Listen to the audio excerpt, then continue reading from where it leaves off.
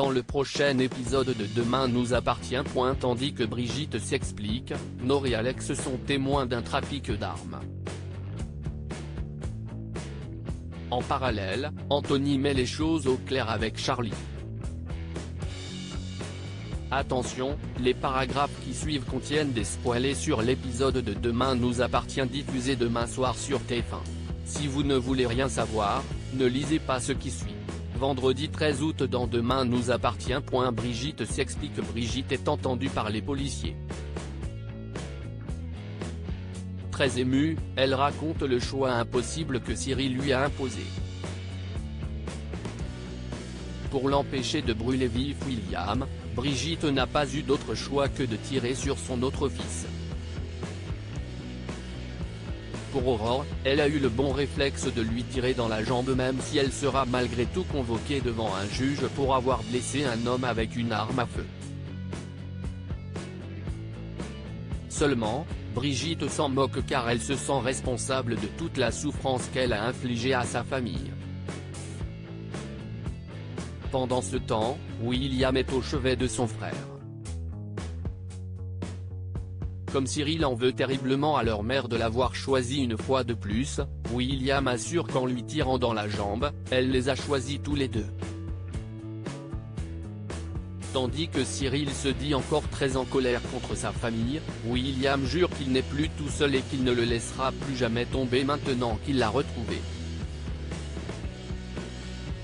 De son côté, Xavier se demande si Cyril n'aurait pas fait une nouvelle crise psychotique et ce d'autant plus qu'il a passé plus de 20 ans sans aucun suivi médical.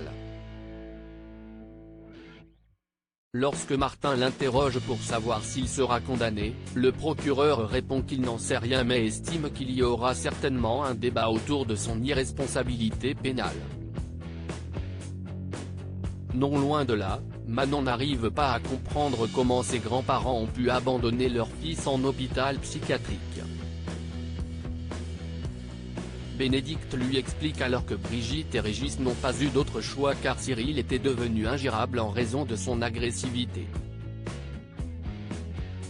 Rien n'y fait, l'adolescente leur en veut terriblement d'avoir menti à tout le monde et n'est pas certaine de vouloir leur reparler un jour.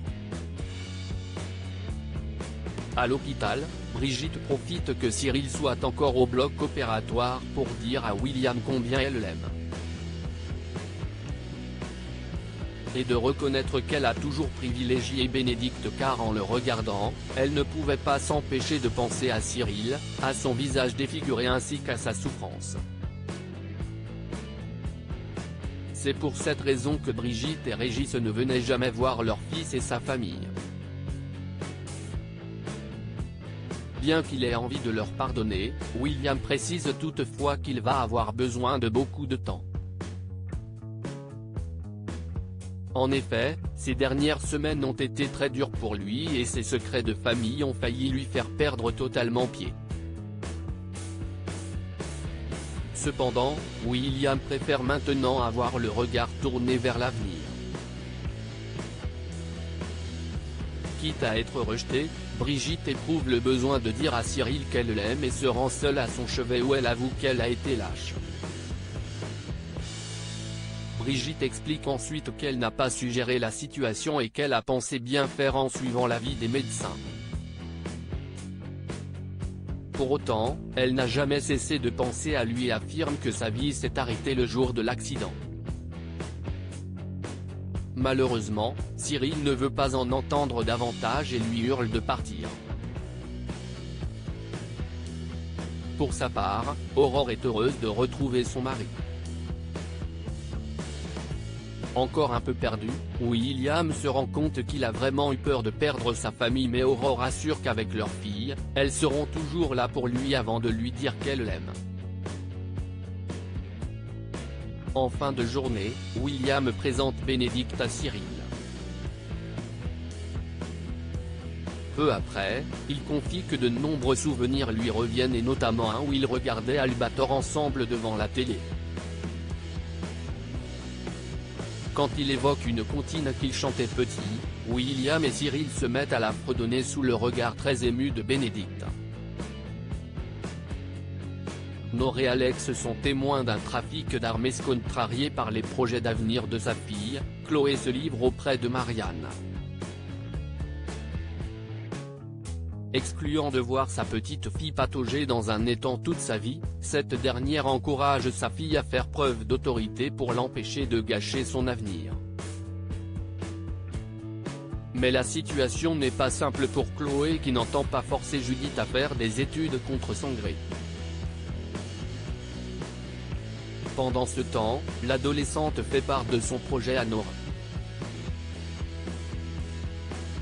Tandis qu'elle espère que son ami n'a pas pris cette décision pour rester proche de Noah, le jeune homme passe en moto à côté d'elles accompagné d'une autre fille. Plus tard, Chloé se rend au mât pour discuter avec Alex et Judith. Si elle ne s'oppose pas à son projet, Chloé demande toutefois à sa fille de faire son cursus en commerce avant de devenir ostréicultrice. Bien qu'il soit d'accord avec son ex-femme, Alex estime cependant que ce choix appartient à Judith. Au grand dent de coller, elle décide alors de rester au mât pour travailler avec son père. La jeune femme s'empresse ensuite d'annoncer la bonne nouvelle à Noah mais celui-ci se montre plutôt distant. Au moment où elle le questionne sur la fille qui était avec lui sur sa moto, Noah comprend qu'elle est jalouse mais refuse de lui répondre.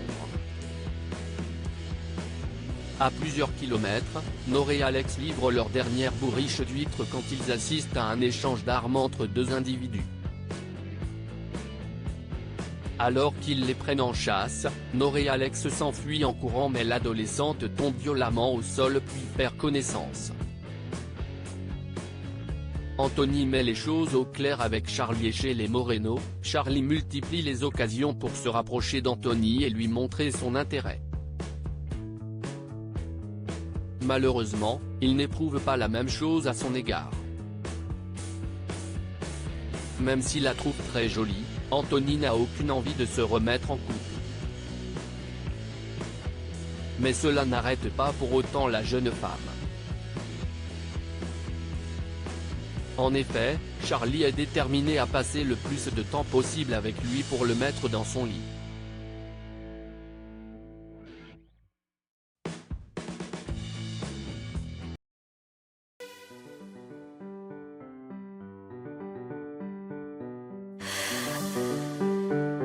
The